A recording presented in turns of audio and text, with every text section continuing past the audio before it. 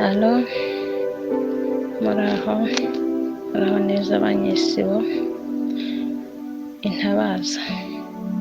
Intabaza ku munyarwandakazi Kabatesi Zawadi uri mu gihugu cya Oman. Kabatesi Zawadi navukiye mu karere ka Nyaruguru mu murenge wa Cyahinda, nkaba nari ntuye mu karere ka Nyamata mu kagari ka Kayumba mu mudugudu wa Gatare mu isibo ya kabiri mu mudugudu wa Mukamubirigi Josiane. Ndabatabaje Banyarwanda, nagiye muri Oman njyanywe n'umwarabukazi witwa Shemusa Muhammad Alishinawi, atuye Kabuga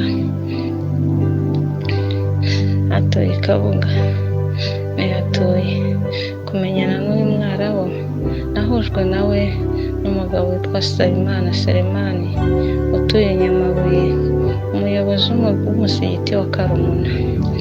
Uyu mugabo niwe wampuje n'uyu mwarabu, ambwira ko uyu mwarabu ashaka abakozi bo kujyana muri Oman. Nemeye ako kazi ku nshuro ya mbere, nemeye ako kazi kubera ko nari umukene, numvaga mbonye amahirwe y'ubuzima. Ku nshuro ya mbere banyujije i Kanombe ku itariki 26, banyishyuriye itike y'indege njya kunyura i Kanombe. Nageze i Kanombe ndagarurwa kubera ko bari banyigishije imvugo zibeshya, bambwira ngo mvuge ko ngiye muri Dubai kandi ngiye Oman. Nageze i Kanombe kweshya birananira, hanyuma ndagarurwa. Maze kugarurwa rero naje kongera kubona pasiporo, bongera kumfasha mu bundi buryo bwo gusubira mu kazi. Abanyarwanda, ntabwo byampiriye iby'akazi, nasanze atari akazi ahubwo nasanze ari ukugurishwa. Narashimuswe. Abanyarwanda nimuntabarize, nimutangaze aya matangazo ndimo kubaha. Aya makuru nahaye umudugudu w'isibo yacu, umuhamagare kuri telefone mumubwire arebe kuri telefone yiwe, namushyiriyeho amakuru yose uko merewe. Ngiye gupfa Abanyarwanda, ngiye gupfa abanyesibo yanjye, ngiye gupfa narwaye umutima. Ngiye mu cyumba kitabona, nananiwe akazi kubera gusaza, nkoreshwa imirimo y'imbaraga, ndatotezwa, ndakubitwa, akazi karananiye.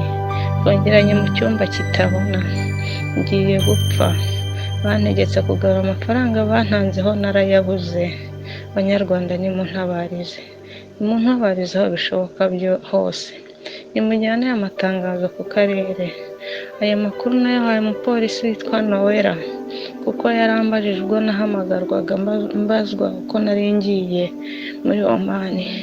Aya makuru narayamuhaye. Banyarwandakazi, nimuntabarize, ndapfuye.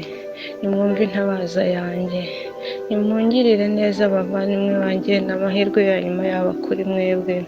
Nimuhamagare Josiane Mukamubirigi, mumubwire arebe kuri telefone yiwe. Amakuru yose nayashyizeho, ibindi muza kubasha kumbaza ndajya mbasubiza uko ndajya mbona akanya ko kujya kuri telefone. Ndapfuye, ngiye gupfa. Abanyarwanda nimuntabarize, nimuvuze induru ahantu hose hashoboka. Ndabaha nimero y'abamfite, ndabaha nimero y'abayobozi b'iyi kampani ndimo. Muntabarize Abanyarwanda, umwuka ugiye kunshirana. Napfuye nabi, ngiye gupfa. Abanyarwanda nimuntabarize, nimuvuze induru ahantu hose hashoboka. Narashimuswe, naragurishijwe, banyambukije mu kibaya cya Nyakarambi. Nzi ko bagiye kunyuza ku mupaka n'ubundi wa Tanzania n'u Rwanda. Nageze aho nageze, baranshyira kuri moto, barambwira bati ntabwo twagushyikiriye, wasubira inyuma. Bati mabuje yavuze ko udasubira inyuma. Nimuntabarize Abanyarwanda, ngiye kugwa muri Oman. Ndabinginze nimuntabarize, ndabatabaje Abanyarwanda banjye, nimwumve intabaza yanjye, nimukore ibishoboka byose mureko mwandokora. Mwakuye benshi mu masaka, mwakuye benshi mu byobo, mwakuye benshi mu bifunza, nimuntabarize munkure mu gihugu cya Omani, ngiye gupfa abanyarwanda. Ndapfuye abanyarwanda. Nzize umwarabukazi nitwa Shemusa, nimuntabarize abanyarwanda, ndabatabaje.